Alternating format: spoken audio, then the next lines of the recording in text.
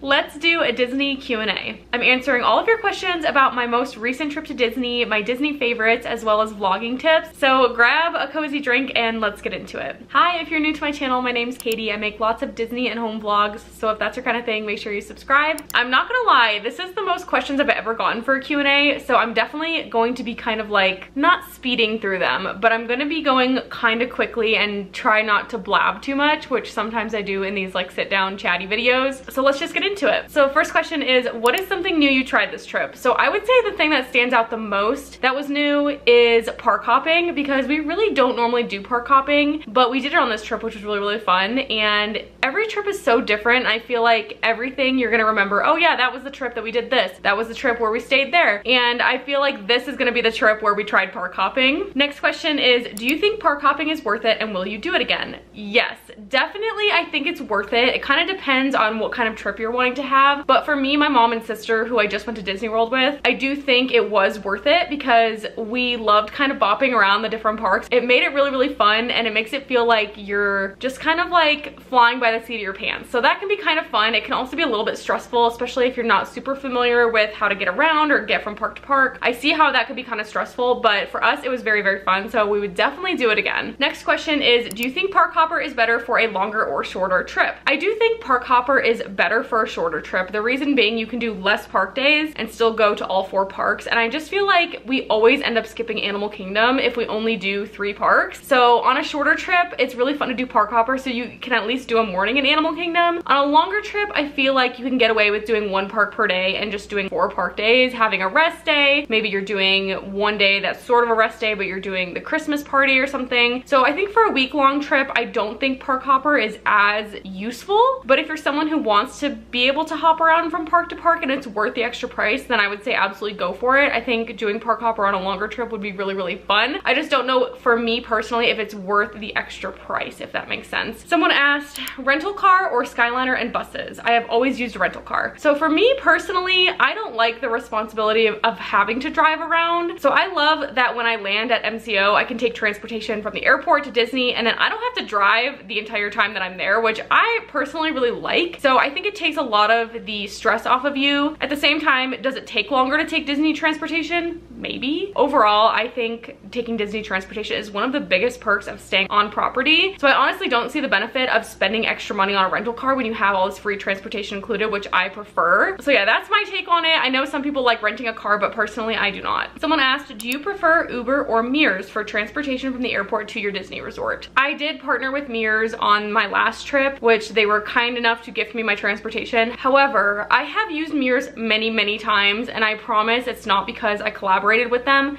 but I truly prefer Mears. It maybe takes like 20 minutes longer, and then you don't have the up in the air, like what kind of Uber are you gonna get? Because personally, I feel like each Uber experience is different. I like that the Mears is consistent and it feels like you're staying in the Disney bubble. I also feel like it's more cost effective if you're with a smaller group, which normally I am. If I'm by myself, I definitely feel safer on the Mears, or if it's just me and my husband, or me, my mom and sister. With 3 people, I think you break even as far as cost for an Uber versus Mears, but I do feel like it's worth it even if it costs a little bit more. I really like the Mears, so I will always choose pretty much to ride the Mears, even though it might take an extra 20 minutes. I think it's well worth it. Someone asked, what's something you always pack for Disney but you rarely or don't use? I would say I pretty much use everything I pack except for some vlogging equipment. I will pack an insane number of SD cards and vlogging accessories, and I'll bring my GoPro, and I will never use any of that. So I definitely do it because I want to make sure I have a backup option. Like, let's say my camera stops working or something crazy happens, I want to have a backup option. Like, do I have another camera I can use? So now I have 2 vlogging cameras. So I brought my G7X, even though I didn't use it on my last trip, and it literally did not come out of the bag the whole time. So I definitely overpack on my vlogging equipment just because the vlogs mean a lot to me, and I would hate for something to happen to them. So I bring a computer, I back up all my footage. So it's kind of excessive, and I probably could cut back on the amount of SD cards and things like that I bring. I like having the peace of mind knowing if anything happened, I would have a backup. But everything else I feel like I use. Someone asked, how do you plan trips with others not in your household? Wondering what's different when booking and planning for other adults who are not living in your household. That's actually a really good question because it can be kind of challenging, especially because I don't even live in the same city as my mom and my sister. Basically, we usually FaceTime whenever we're doing any planning. So, you know, usually I'm the one who's kind of pricing out options. So sending options, okay, like if we stay these dates for this many days, this many park days, this is how much it's gonna cost. So usually I'm sending options of price, and then everyone kind of agrees on what we should do. Right before that 60-day mark where you have to make your dining reservations, we'll get on a FaceTime call and kind of talk about what we want to book as far as reservations, and that's pretty much how we do it. But it's hard because we fly in separately, and there's usually not a good time where we can arrive at the same time. So I do end up using the mirrors by myself a lot going to the resort, which is totally fine. Typically, that is the hardest part, is coordinating flights. But as far as planning, we usually just FaceTime and kind of make it a fun little night where we kind of talk about what we're excited for our trip, and it's actually really fun. Someone said 3 adult ladies in the room at Pop Century. What is your getting ready schedule? That is a good question. So I feel like we've kind of gotten it down. It helps that my sister likes to shower at nighttime. So she'll shower and wash her hair at night, and then in the morning she sleeps in. So luckily it's only me and my mom kind of sharing the bathroom in the morning when we're getting ready. And then my sister wakes up like maybe 20 minutes before we leave, and she braids her hair and does her makeup, and then we leave. I also shower at night, but I'll just rinse off. I won't wash my hair, and then I wash my hair in the morning. So usually I get up first, and then I use the shower, and then as soon as I'm out of the shower, my mom is up, so then she'll take a shower while I'm getting ready, and then by the time I'm done getting ready, my sister is up. We kind of have it worked out, but definitely it can be hard. I think 3 adults, especially people who take a long time to get ready, whether it's 3 women, but taking a long time to get ready in the bathroom, I feel like 3 people is maximum. You can do 4, or like people who don't spend a lot of time getting ready in the morning. You know, with me and my husband, he doesn't spend hardly any time in the bathroom getting ready in the morning, so that helps. But I do think with me, my mom, and my sister,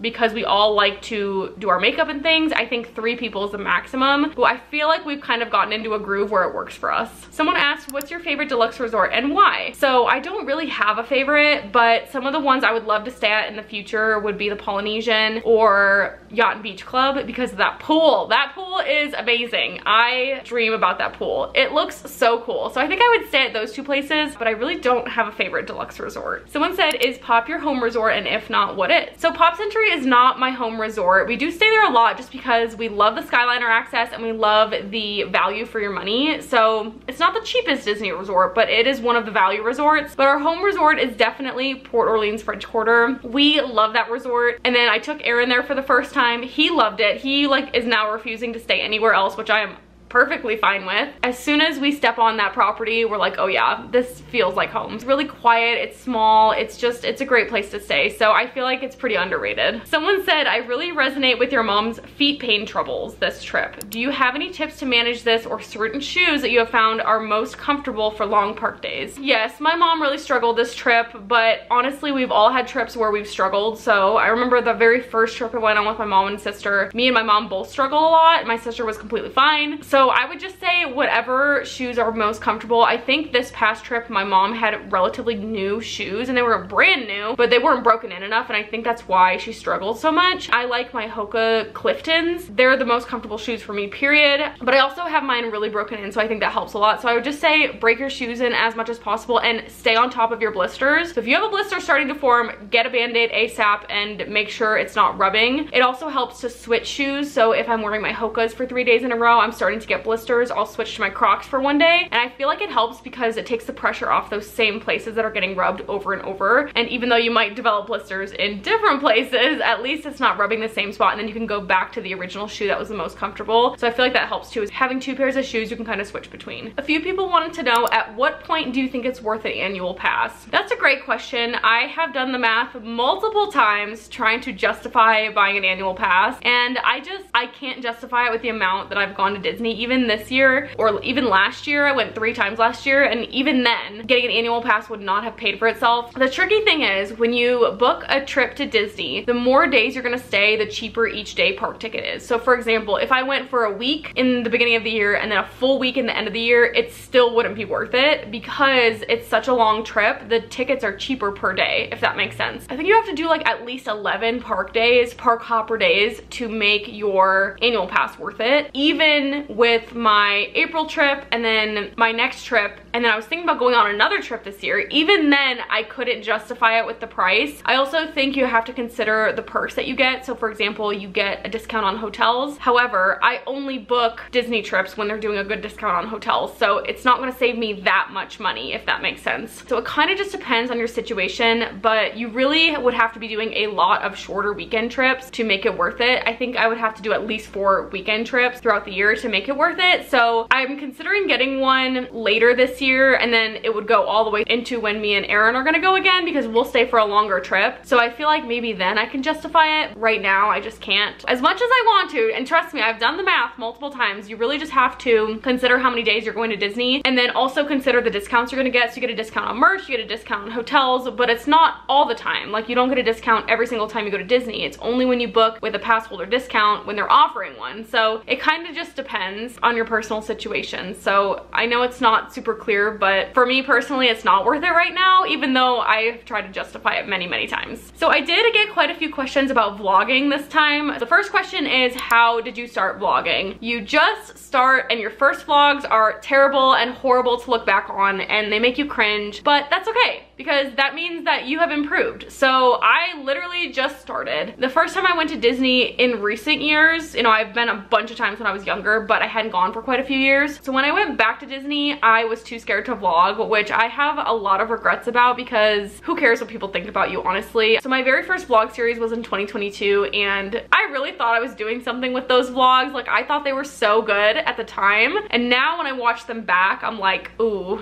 they're kind of chaotic, which is fine, but I just feel like knowing that you're gonna look back and cringe makes a lot of people too scared to start. But your first vlogs aren't gonna be your best vlogs. They shouldn't be your best vlogs. Each vlog trip, your vlog should get better, because you're looking at your previous vlogs, seeing what you liked, what you didn't like, and you're improving. So really, you just start. I would recommend buying a vlogging camera. I love the G7X. I think it's a great starter camera for vlogging. I would definitely not recommend just using what you have if it's not good quality, because I did that in the beginning and it was terrible. So I bought my G7X before my first vlogging Disney trip, and I think that helped a lot. So you just have to start doing it and invest in a good camera, and that's pretty much it. If you're considering Disney vlogging, just know that Disney is the best place to vlog, because it's so chaotic. No one is paying attention to what you're doing. And I know that, like, that is so cliche. I've never once felt like people were staring at me because I was vlogging. I truly feel like they don't even notice, especially if you have like a kind of a smaller compact camera like the G7X. I feel like no one even notices that you're vlogging, and everyone's so concerned with what's going on with their own family and their own party, they're not even paying attention to you, I promise. Someone asked, what camera do you use? So in all of my past vlog series before this past April trip, I've used my Canon G7X Mark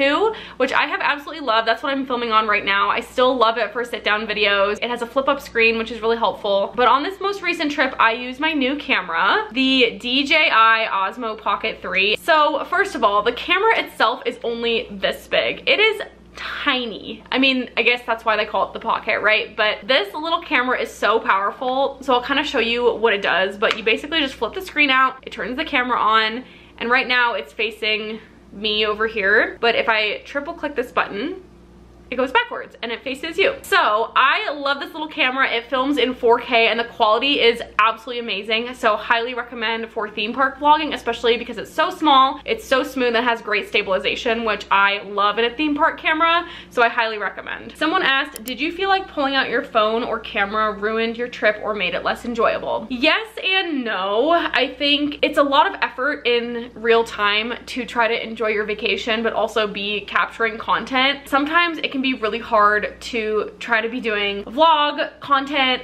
short form content, because unfortunately the aspect ratio, you can't really use the same clips for both, which is one thing I really like about my new camera, is that the quality and the resolution is so high that I can crop the video in, if that makes sense. So if the video is going this way, right? So when I'm vlogging, the aspect ratio goes this way, but I want it to go this way for like TikTok or Instagram Reels. So I can kind of crop the footage in and use those same clips for both, which is really nice. And I think that took a lot of pressure off of me, but it can be hard to try to be capturing content, but also enjoying your trip. I don't think it makes it less enjoyable. It definitely sometimes feels like a lot of extra extra work or a lot of extra like brain power that you're using. Instead of just like turning your brain off, you're thinking a lot about, okay, what shots do I want to get, whatever. But that's what I like to do at Disney. So for me personally, I think it makes it more enjoyable, and I also think it's worth it because I can extend the magic after my trip. So I'm filming this Q&A a month and a half after I've come back from Disney. So the fact that I can extend my love for Disney and my enjoyment of my Disney trip for so much longer, it makes it worth it for me personally. So yes and no, but mostly no, if that makes sense. Someone asked, how do you stay consistent with content and not live close to Disney? Well, I'm not always super consistent with content. First off, I don't just make Disney content, which helps. I do make a lot of Disney content because it's my favorite thing to make, but when I'm not at the parks, I do like to make home vlogs, productive vlogs, planning, digital planning, things like that. I think it helps me stay up on editing, filming, talking to a camera when no one's around. It's not super natural all the time, so I feel like it helps to stay consistent even when I'm not making Disney content. But I just film as much as possible and then I see what I can throw together later, and I'm not always super consistent, so it's hard for me to answer that question. But recently I have been making a lot of like short form content and things like that, but I'm definitely more consistent on YouTube, where I make sure I upload every week pretty much. I'm trying to be more consistent on Instagram and TikTok too. Ultimately, YouTube is my favorite platform, so I'm always going to be most consistent on there. I think the biggest tip I can give you is to make a schedule.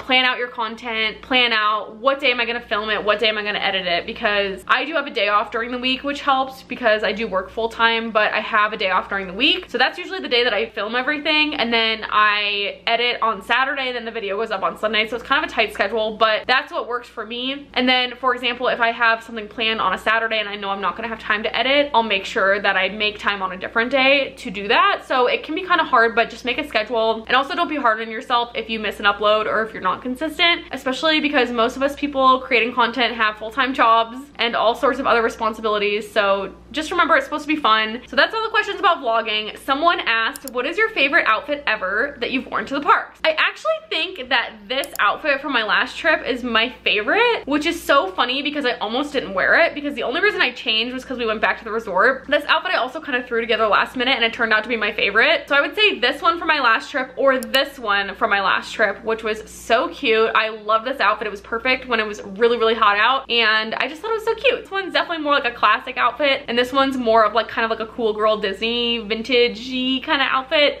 like 90s vibes. I don't know, that's kind of a fun question. I love that question. And then someone asked, makeup and hair at Disney for the different seasons. So I almost always go to Disney and it's blazing hot. So we even went in December and there was a heat wave and it was just so hot. So what works best for me hair wise when it's gonna be hot is what I have right now, which is I literally just wash it and then I dry it with a Revlon brush. That way, if you get kind of sweaty, your hair doesn't completely fall apart. Sometimes if it's really hot, I'll wear it in like a little low bun, which I think looks cute with mini ears. I don't normally like that without mini ears, but I feel like you can get away with like a slick back bun if that's your kind of thing. A low bun. I do like to curl my hair and I think it looks really, really pretty with Disney ears, but I feel like that only works when it's not blazing hot. So I did, I think, curl my hair a couple days when I was there in January because it was really, really cold, so I knew my hair was gonna hold up. But otherwise, I mostly just do this, or I put it up in a scrunchie or a ponytail. Nothing super crazy because it is super hot. As far as makeup, I always do the same makeup in Disney just because I feel like you're gonna get sweaty. So I try to do very minimal makeup in Disney. That way if I get sweaty and I kind of sweat some of it off, it's not super noticeable or splotchy. So I really just do a tinted moisturizer, a highlighter, mascara, and I fill in my eyebrows, and that is it. So that's what I do for makeup. I keep it kind of simple. That way you can also reapply sunscreen over it and then it doesn't look super splotchy or anything like that. You can also, sometimes I'll bring water wipes with me. If I need to reapply everything, I'll just quickly take my face makeup off, reapply the sunscreen, and then put the tinted moisturizer back over it. I do feel like keeping it simple is probably best. Someone asked, favorite treat from Flower and Garden Festival. My favorite thing was probably this strawberry shortcake because it was dairy free and it was so good. But also, I cannot decide between this and the violet lemonade, which was also super, super good. This lived up to the hype. Like, I was worried when I tried this I was gonna be disappointed, but it was even better than I expected. So I think part of it was I was expecting it to be like really, really sweet and kind of like hard to drink. No, I downed this sucker so fast. It was so good. I have thought about this drink every day since I've been back. for the last month and a half. It was that good. Someone asked, what is a can't miss food item in every park? Magic Kingdom is the hardest one because I feel like the food options are not great. And plus, given that I'm lactose intolerant, there's not a lot that I can eat that doesn't have dairy. I do like this Nutella fruit waffle. However, it's not dairy free. So I took a lactase pill when I ate this. I usually keep it simple in Magic Kingdom. I do a Mickey pretzel and a Dole Whip. Also, a lot of the really good stuff in Magic Kingdom, like the spring roll cart and the Cheshire Cattail that people rave about, can't eat those. So I'm sure those are great. I just can't really speak on them because I'm not really able to eat them. In Hollywood Studios, I would say I love the breakfast Ronto wrap. I get it without cheese. I also love the Lunchbox tart, which is not dairy free and very much hurt my stomach, but it was delicious. And then I also love the dairy free grilled cheese from Woody's Lunchbox. Like, so good. From Animal Kingdom, definitely the Kamal season fries with a Diet Coke. From Epcot, I usually eat around the world, so I don't typically eat at the pavilions or the things that are there all the time. And I know people rave about like the brioche bun ice cream sandwich. I can't eat that. I usually eat around the world at the festival booths, so there's always some really good dairy-free stuff. But this thing right here, this hibiscus cake from Food and Wine Festival, was absolutely the best thing I've ever eaten in Disney, hands down. It was delicious and it was vegan, dairy-free, vegan, so good. I wish I would have eaten it like 3 more times. Someone said, what is your favorite must-eat food at Magic Kingdom? I'm also lactose intolerant. So I feel like I touched on that already, but it's hard. Magic Kingdom is hard when you're lactose intolerant. So I just stick to a Mickey pretzel without cheese and a Dole Whip, but I know it's basic. Someone said, what are your top Epcot drinks around the world? So I'm more of like an eat around the world kind of girl, but I am a fan of the orange slush from France that's there all the time. That one is good. It tastes like an orange dreamsicle, very tasty. And then I like a good old-fashioned Prosecco from Italy. So I'm more of like an eat around the world kind of girl, but I would say those are my 2 favorites. Someone asked, do you ever go to Disneyland? I have been to Disneyland in California 2 times with friends, 2 different groups of friends. I don't go there very frequently and I haven't been there in a while, so I definitely want to go back because Disneyland is really fun and they've made a lot of changes since I was there last. Like the whole Pixar Pier is new, so I'd love to go back to Disneyland. Someone asked, are you planning on visiting any other Disney parks like Disneyland Resort in California or Paris, Shanghai, or Tokyo? Currently no, but I would love to go back to Disneyland Paris. I have been 1 time when I studied abroad. That was really fun, but they've made a lot of changes there too, so I would love to go back. I remember the food was not good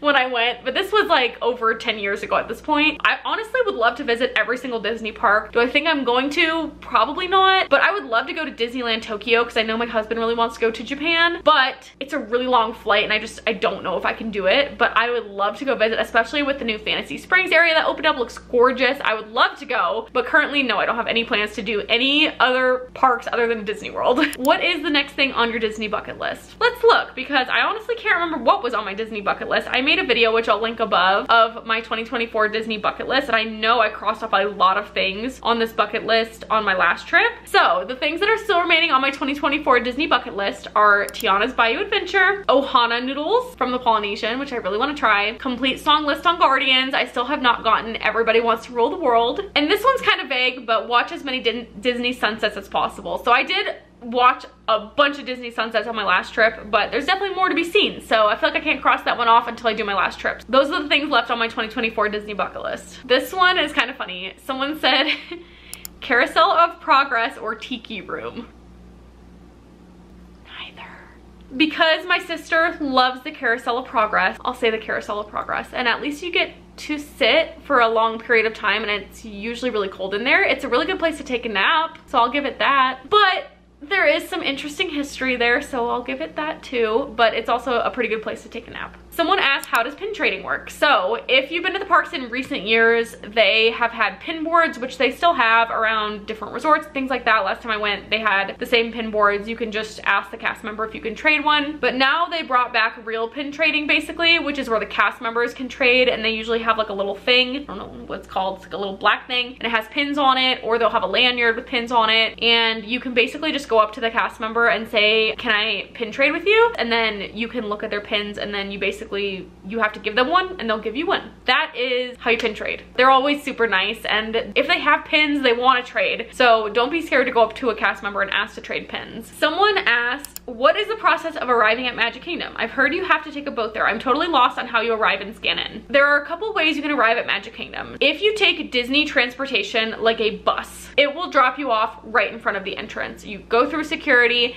then you scan in with either your phone, a ticket if you have a ticket, or your Magic Band, which I highly recommend getting a Magic Band, makes your life super easy. So that's the easiest way. The other way is if you rent a car or you drive, the parking lot is nowhere near Magic Kingdom, if that makes sense. So you have to take a monorail or a boat from what's called the TTC, or the Transportation and Ticket Center. You park in the parking lot and then you go to the TTC, and then there's two options of how you get to Magic Kingdom. You either take a ferry boat or you take the monorail, and that will drop you off where the buses drop you off. Hope that helps. And I know it can be kind of confusing, so don't be afraid to ask a cast member. They're all over the place, so just ask. I would say be hesitant about asking other guests, because I have definitely heard people telling people the wrong thing about how you get somewhere. I would always ask a cast member so you don't get lost and waste your time. Someone asked, is there any special way that you display your pins? No. The reason being, I can't find a pin display that I really like. I want it to be very minimal and like fit in with like my very minimal decor in my guest room slash office room that I have, but I haven't found something that I like yet. So I thought about getting something like a little like banner that kind of hangs and you can put your pins on there. A lot of people will use cork boards. Let me know in the comments if you have any ideas for me. Someone asked, in your most recent Epcot video, what was the souvenir you were talking about? The plant thing. That is a Jellycat. A Jellycat is a brand of stuffed animals that are sometimes shaped like fun objects. So for example, I have this espresso cup, and this is my only Jellycat that I currently own, and it was my first Jellycat, obviously it's my only one. But they have all sorts of inanimate objects, and they put like little eyes on them and like little feet, and it's like the cutest thing ever. So basically they had all these floral ones for Flower and Garden Festival. They also have them on the Jellycat website, so I'll link their website in the description so you can kind of see what I was talking about. But a lot of the spring ones are now sold out on their website, and we couldn't find them in Epcot either. So basically I wanted the daisies because they're so cute. If I can find a picture, I'll put it here, but I'm a plant killer, so I love having a plant that I can't kill and using it as decor as if it was a real plant. I just think it's hilarious and cute. So that is what we were talking about, Jellycats. Someone asked, how do I make sure I have successfully set up Disney Mobile? I'm going to Disney for the first time. So I think what this person is asking about is the My Disney Experience app. So it's an app from the App Store. You download it to your phone. Make sure your reservation is linked. There's a space in the app. Click like link a reservation or something like that. Make sure your reservation is linked. If you can see your hotel and your tickets in there, everything is linked to your phone. So you can just scan in with your phone, or if you have your Magic Band also linked to the My Disney Experience app, you can scan in with your Magic Band, and it's super easy. So as long as you have everything linked to the app, such as your reservation, your Magic Band, it should be really easy for you. I also recommend, if you've had it on your phone for a little while, make sure you update it. Like go into the App Store and make sure that you have the most up-to-date version of the app, because sometimes they'll roll out new features and you won't have access unless you update your app. So I definitely recommend updating your app before you go as well. So I hope that helped. Someone asked, would you ever work for Disney? Would you ever move to Florida? I would work for Disney. I don't really think that there's a lot of job opportunities for me at the Disney parks. I also don't particularly fancy the idea of moving to Florida. I love Florida and I love to visit, and I think it's one of the most beautiful states in our country, but I do not want to live there. Never say never. If like some job opportunity came up where we could live closer to Disney, would that be fun? Yeah, but do I have this like urge to move to Florida? Not really. And the final question, do you have a solo trip planned soon, and when is your next trip? I do not have a solo trip planned currently. I actually don't have another trip planned until December. I'm going back with my mom and my sister, and we're really excited because we're kind of doing a similar trip to what we did last December, and we're going to the Christmas party and doing 2 park hopper days, so it's gonna be really fun, and of course vlogging it. So that is my next trip I have planned. I'm really trying to get back before then, but I just don't think it's gonna happen or work out, so I'm really not sure if I'll be back before December. But right now that's my next trip planned, but I would love to go sooner, so we'll see what happens. But for now, that is my next trip planned. No solo trips planned right now. So that is it for my Q&A. I really hope you liked this video. This was a really long one, so I'll try to edit it down as much as possible. I hope you enjoyed it. I hope you enjoyed these vlogs. I have one more sort of related video coming where we'll edit a Disney vlog together, and I'll show you how I edit my Disney vlogs, because I got a couple people asking me that. So I would love to show you, so that's gonna be the next video coming. But I really hope you liked this Disney series. It was really fun for me, and it was a really fun trip. I think in a lot of ways we tried a lot of new stuff. We did Flower and Garden for the first time. We tried a lot of new food, tried new restaurants, did park hopping. It was just a really fun trip. I appreciate you coming along with me and enjoying it with us, because we had a great time, and I hope that you had a great time watching it. So if you like this video, make sure you give it a thumbs up and subscribe to my channel. It really helps me out, and I will see you in the next one.